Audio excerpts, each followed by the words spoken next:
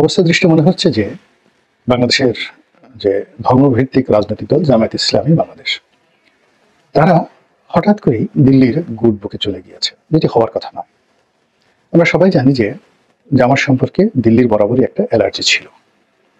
জামাতকে কখনোই তারা মানতে পারেনি সেই স্বাধীনতার আগে, স্বাধীনতার পরে, কিংবা এই জাস্ট আগস্ট মাসের 5 তারিখের আগে পর্যন্ত তারা জামাতকে মানতে পারেনি।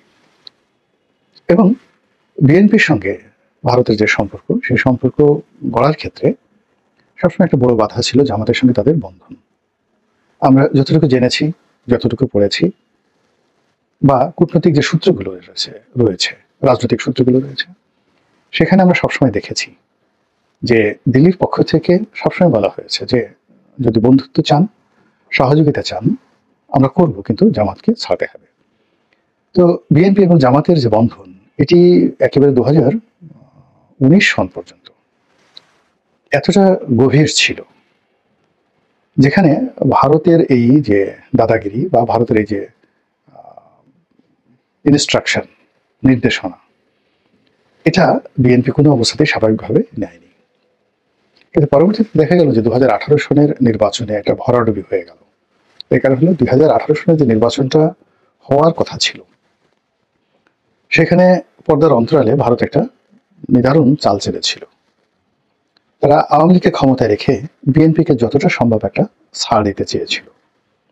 কিন্তু পরবর্তীতে এখানে ভিলেন হিসেবে চীন ঢুকে যায় এবং চীন ভারতের সেই প্ল্যানটিকে, অর্থাৎ প্রায় 80 থেকে 100টি সিট বিএনপি জামাত জোটকে দেওয়া হবে, আওয়ামী লীগ ক্ষমতায় থাকবে এবং ধীরে ধীরে ধীরে ধীরে একটা রাজনৈতিক কালচার ফিরে আসবে এবং নির্বাচনের পথে বিএনপি ক্ষমতায় যদি এসে যায়, ভারত সেটিকে স্বাগত জানাবে। তো সেই জিনিসটা যখন মাঠে মারা যায়, তারপর থেকে সবকিছু এলোমেলো হয়ে যায়। শেখ হাসিনার মধ্যে একটা অহমিকাবোধ চলে আসে।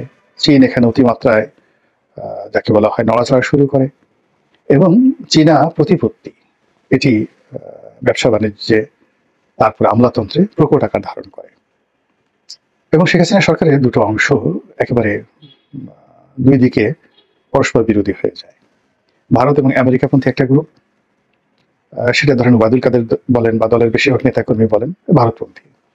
অন্যদিকে সালমান এফ রহমান সাহেবের মতো যারা লোকজন ছিলেন, তাদের নেতৃত্বে যে নব্য আওয়ামী লীগের, তারা পাকিস্তান, চীন এবং আমেরিকাপন্থী ছিলেন। ফলে আপনি দেখবেন যে ডোনাল্ড লো যে কয়বারই এসেছেন, তিনি ওবায়দুল কাদের সাহেবের সাথে দেখা করেননি। তিনি এই পাকিস্তান লবিটিকে শ্রদ্ধা করে তিনি সালমান এফ রহমান সাহেবের সঙ্গে দেখা করেছেন। তো এক্ষেত্রে যেটা হলো যে আমেরিকা, দিল্লি সবসময় একটা জুজুর ভয় আওয়ামী লীগের মধ্যে রেখেছে যে কোনো অবস্থাতেই জামাতকে বাড়তে দেওয়া যাবে না, এবং আওয়ামী লীগ জামাতের উপর যে নির্যাতন জুলুম করেছে, বলতে গেলে এটা দিল্লির প্রেসক্রিপশন হয়েছে। আবার অন্যদিকে সেই 2014 থেকে দিল্লিকে বিশ্বাস করে আসছে বিএনপি, এবং সেই বিশ্বাসের সম্পর্কের ক্ষেত্রে জামাত সবসময় একটা বাধা হিসেবে কাজ করেছে। কিন্তু 2018 সনের যে নির্বাচন, সেই নির্বাচনের পর, বিশেষত 19 সনের মাঝামাঝি সময় থেকে জুন জুলাই থেকে জামাতের সঙ্গে বিএনপির যে সম্পর্ক, এটি ধীরে ধীরে ধীরে ধীরে খারাপ হতে থাকে, নানা কারণে খারাপ হতে থাকে, এবং একটা সময় এটি এখন যে পর্যায়ে পৌঁছে গেছে, এটিকে দাকুমরা সম্পর্ক আপনি বলতে পারেন। এবং এখন ডক্টর মোহাম্মদ ইউনূসের সরকারকে দেশের বাইরে সবাই ডিফ্যাক্টো জামাতের সরকার বলা হয়, এবং এই সরকারের উপর জামাতের প্রভাব, যে প্রভাবে বিএনপি রীতিমতো ঈর্ষান্বিত এবং নিজেদের রাজনৈতিক ভবিষ্যৎ সম্পর্কে তারা হতাশাগ্রস্ত। তারা মনে করছে যে আগামীতে যে রাজনৈতিক মেরুকরণ হবে, সেই মেরুকরণে জামাত একটা কে ফ্যাক্টর হিসেবে থাকবে। এমনকি তারা সরকারও গঠন করে ফেলতে পারে, অথবা কিংস পার্টিকে ক্ষমতায় বসিয়ে পেছন থেকে জামাত এবং বিএনপি যে জোট ছিল, তার পরিবর্তে জামাত এবং আওয়ামী লীগ ভিন্ন ভিন্ন ফর্মে তারা এই ইউনূস সরকারকে সাহায্য করবে, সহযোগিতা করবে, এবং সেখানে বিএনপি একেবারে এখানে মুখ থুবড়ে পড়বে। এরকম একটা পরিস্থিতি সৃষ্টি হয়েছে। এই পরিস্থিতির মধ্যেই ভারতের সঙ্গে জামাতের যে সম্পর্ক, এটি তলে তলে এবং প্রকাশ্যে বলতে গেলে ইতিহাসের একটা মহেন্দ্রক্ষণে পৌঁছে গেছে, অর্থাৎ তারা নজিরবিহীন একটা ভালো সম্পর্কের দিকে চলে যাচ্ছে। এর কারণ হলো, আপনি দেখবেন কার্যত জামাতের পক্ষ থেকে ভারত বিরোধী কোনো পরিকল্পনা নেই। এমনকি তাদের যে ভাড়া করা যে সকল প্রচার মাধ্যম, জামাতি প্রচার মাধ্যম, তাদের ভাড়া করা যে সকল ইউটিউবার রয়েছে, ফেসবুকার রয়েছে, সামাজিক মাধ্যমে যারা দীর্ঘদিন ধরে ভারতের বিষোদ্গার করত, এখন তারা জায়গা বাদ দিয়ে সেই জায়গা বাদ দিয়ে হালকাভাবে শুধুমাত্র রকে গালাগালি করার চেষ্টা করছে, আর যাকে তাকে রয়ের এজেন্ট বলে তাদেরকে তাদের ক্যারেক্টার অ্যাসাসিনেশন করে মূলত সরকারকে একটা দুর্বল অবস্থায় ফেলতে চাচ্ছে। আবার একটা দুর্বল অবস্থায় যেন তারা নতজানু হয়ে জামাতের সাহায্য চায়, সহযোগিতা চায়, এরকম একটা পরিবেশ এবং পরিস্থিতি কিন্তু সৃষ্টি করা হচ্ছে। কিন্তু এখানে বাংলাদেশে যেটি হয়, বাস্তবতা আমার নিজের যতটুকু ক্ষুদ্র অভিজ্ঞতা হয়েছে রাষ্ট্র পরিচালনার ক্ষেত্রে, 5টি বছর শাসক দলের, ক্ষমতাসীন দলের সংসদ সদস্য ছিলাম এবং সেই সংসদ সদস্য হিসেবে অনেকগুলো রাষ্ট্রীয় কাগজ, রাষ্ট্রীয় অনুষ্ঠান, রাষ্ট্রীয় কালচার, রাষ্ট্রীয় দলিল দস্তাবেজ, এই জিনিসগুলো আমার ক্ষুদ্র বুদ্ধি অনুযায়ী দেখার সুযোগ হয়েছে। তো সেখান থেকে আমি যেটা বুঝতে পারি সেটা হলো যে জনপ্রিয়তার জন্য বা মাঠ গরম করার জন্য ভারত বিরোধিতা ওকে, কিন্তু যেই মুহূর্তে আপনি ক্ষমতায় বসবেন, সঙ্গে সঙ্গে আপনার ভারতের সহযোগিতা ছাড়া আপনি 1 সপ্তাহ ক্ষমতায় টিকতে পারবেন না। এই যে আমরা পেঁয়াজ, রসুন, আদা, মরিচের কথা বলি, কিন্তু আপনি কি জানেন যে বাংলাদেশে যে এই যে আমরা কাপড়, বস্ত্র, আমাদের লুঙ্গি, আমাদের পাজামা, আমাদের গার্মেন্টস সেক্টর, আমাদের শাড়ি, এইগুলোর জন্য কি কি লাগে? রং লাগে, সুতো লাগে, তুলা লাগে। আমরা ভারত থেকে যেভাবে সুতো আমদানি করছি, যেভাবে রং আমদানি করছি, এটি যদি খালি ভারত 1 মাসের জন্য এই শিপমেন্টগুলো পিছিয়ে দেয়, পুরো টেক্সটাইল সেক্টর মুখ থুবড়ে পড়বে। এবং এখানে আপনি গিয়ে দেখেন, সেই ভুলতা বাজারে গিয়ে দেখেন, আপনাদের যে নারায়ণগঞ্জের যে ভুলতা পাইকারি বাজার আছে, নরসিংদীতে গিয়ে দেখেন, কারণ এখানে ভারতীয় সুতার উপর ভিত্তি করে মানে যেভাবে মার্কেটটা গড়ে উঠেছে নিম্নবিত্তের জন্য, অসহায় মানুষদের জন্য, এটি রাতারাতি পাকিস্তান থেকে এনে, পৃথিবীর অন্য চীন থেকে এনে, ইরান থেকে এনে, মিশর থেকে এনে কোনো অবস্থাতেই সম্ভব নয়। আপনি বাংলাদেশের যে কটন ব্যবহৃত হচ্ছে, ভারতীয় কটন, এর সঙ্গে যদি আপনি ইজিপশিয়ান কটন আনতে চান, তাহলে বাংলাদেশের একটি শার্ট এখন যদি গুলিস্তানে বিক্রি হয় 500 টাকা বা 300 টাকা, এই শার্টটির দাম হয়ে যাবে মিনিমাম ইজিপশিয়ান কটন দিয়ে তৈরি করলে মিনিমাম 5,000 টাকা। আর যদি ব্র্যান্ডেড হয় তাহলে এটির দাম হয়ে যাবে 50,000 টাকা ইজিপশিয়ান কটন। পাকিস্তানি কটনও কিন্তু অত্যন্ত উন্নত মানের এবং ভেরি কস্টলি, যারা এই জাপানের মতো দেশ, এই সমস্ত দেশ থেকে কটন নেয়। তো কাজেই আপনার এই বস্ত্র খাতের এই যে যাকে বলা হয় নির্ভরতা। এরপরে আমরা পেট্রোলিয়াম, গত 15টি বছর ধরে আমরা তেল, গ্যাস, জ্বালানি, বিদ্যুৎ, এই বিষয়গুলো নিয়ে ভারতের প্রতি যেভাবে নির্ভরশীল হয়ে পড়েছি, এই নির্ভরতা 1 থেকে 2 মাস 3 মাস যদি ভারত জাস্ট রাষ্ট্রীয় পর্যায়ে, আপনি ধরুন টেক্সটাইল সেক্টরের যে তুলা, এটা প্রাইভেট সেক্টরে আছে ভারতের, কিন্তু তেল গ্যাস তো ভারতের রাষ্ট্রীয় পর্যায়ে হয়, এটি ভারত একটু ঢিল দিয়ে দিল, টাইট দিয়ে দিল 1 মাস 2 মাস 3 মাসের জন্য, পুরো পাওয়ার সেক্টর একেবারে কলাপস করে বসবে। এবং অর্থনৈতিক ব্যাপারে একটু খোঁজ দিয়ে দেখেন তো যে বাংলাদেশ ব্যাংক যে রিজার্ভ, আমাদের যে রিজার্ভ, সেই রিজার্ভের কত অংশ আমরা এখানে স্বর্ণে, সোনাতে সংরক্ষণ করেছি, কত অংশ ডলার হিসেবে আমাদের কাছে ক্যাশ আছে, আর কত টাকা আমেরিকার যে ফেডারেল ব্যাংক সেখানে আছে, আর ভারতের কেন্দ্রীয় ব্যাংকে কত টাকা আছে, জাস্ট একটু খোঁজ নিয়ে দেখেন। তো এই যে খোঁজ নেওয়ার পরে এই ভারতের কাছে যত টাকা আছে সেন্ট্রাল ব্যাংকে যদি থাকে, জাস্ট একটু আটকে দেয় যদি 15 দিনের জন্য, 1 মাসের জন্য, কি অবস্থা হবে।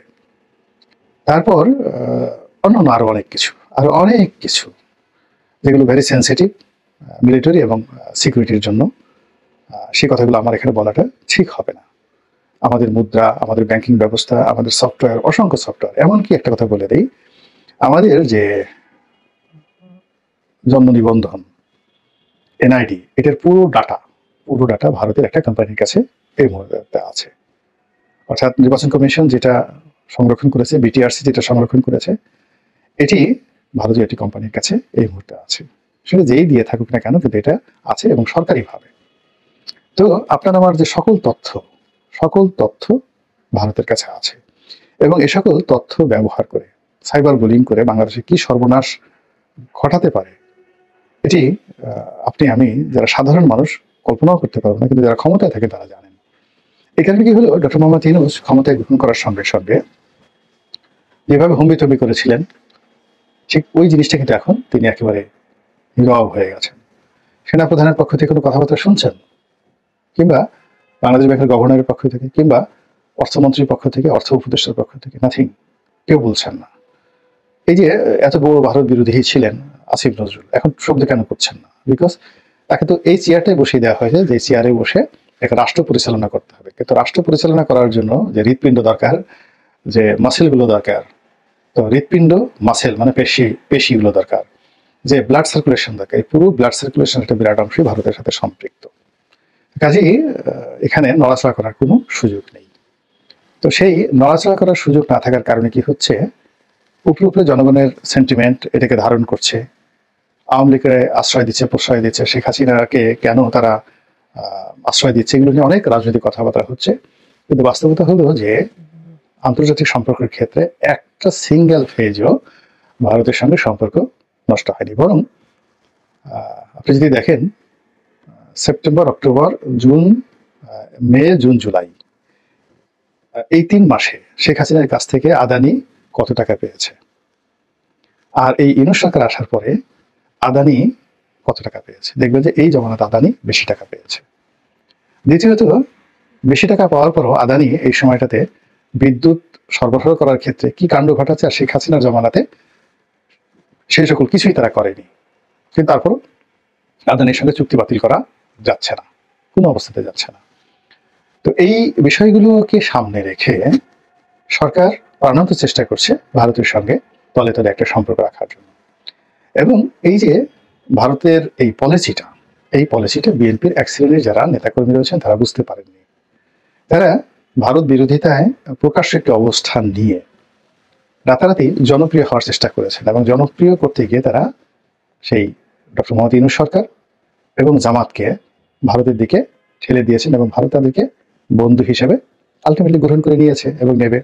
এবং এই যে আজকে আমি যে কথাটা বললাম, ডিসেম্বর মাসে আপনি দেখেন এটার ফল জানুয়ারি মাসে কি পর্যায়ে আসে, এবং ফলে ইউনূস সরকারের যে শাসন এটি প্রলম্বিত হবে, সাধারণ থাকবে না, ভারতের ব্লেসিং এখানে থাকবে, এবং ভারত বলবে যে তুমি আরো গালাগালি করো, কিন্তু আমাদের ব্যবসাগুলো সব নিয়মিত চলতে থাকুক, এবং সীমান্ত উত্তেজনা চলতে থাকুক, অপপ্রচার চলতে থাকুক, কিন্তু তলে তলে কাজগুলো করতে থাকুক। এবং এই কাজগুলো করে যা হবে, আমরা সেই গালাগালি করবো ভারতকে, তারপর ওখানে ভারতের মিডিয়া আমাদেরকে গালাগালি করছে, জন্য আমরা খুব উত্তেজিত হব, কিন্তু তলে তলে সরকারের সঙ্গে ভারত সরকারের যে সম্পর্ক এবং সমঝোতা, এটার প্রেক্ষিতে নির্বাচন পিছিয়ে যাবে, প্রলম্বিত হবে, এবং ইউনূস সরকারের যে সময়কাল এটিও প্রলম্বিত হবে, এবং এই সময়টিতে জামাত তার শক্তিমত্তা গেইন করে ফেলবে। আর যখনই জামাত তার শক্তিমত্তা গেইন করে ফেলবে, বিএনপির যে মাঠে ঘাটের অবস্থা এবং তৃণমূলের যে অবস্থা হচ্ছে, সেই অবস্থার কারণে কি হচ্ছে, এখন যতগুলো জরিপ চালানো হচ্ছে ইউটিউবে, সেখানে বারবার কেন শেখ হাসিনার নাম আসছে, বারবার কেন আওয়ামী লীগের নাম আসছে, আওয়ামী লীগের লোকজন কেন হতাশ হয়ে পড়ছে না, কেন তারা এখনো ভয় পাচ্ছে না। তারা এই সমাজে কোটি কোটি আওয়ামী লীগের নেতাকর্মী স্থান ত্যাগ করেছে, কিন্তু তারা এখনো সেই রাজনৈতিক ক্ষমতা ফিরে পাওয়ার যে আশা করছেন, সেই আশার পিছনে অবশ্যই ভারতের একটা গ্রিন সিগন্যাল আছে। এবং তলে তলে যদি যে ভারতের মাধ্যমে বর্তমান সরকারের সঙ্গে, সমন্বয়কদের সঙ্গে, এমনকি জামাতের সঙ্গে আওয়ামী লীগের একটি সমঝোতা হয়ে যায়, জাস্ট ওপেন আপ, এবং নির্বাচনে নির্বিবাদে অংশগ্রহণ করার যে সুযোগটা যদি আওয়ামী লীগ পায়, আপনি টের পাচ্ছেন যে কি ধরনের রেজাল্ট হতে পারে।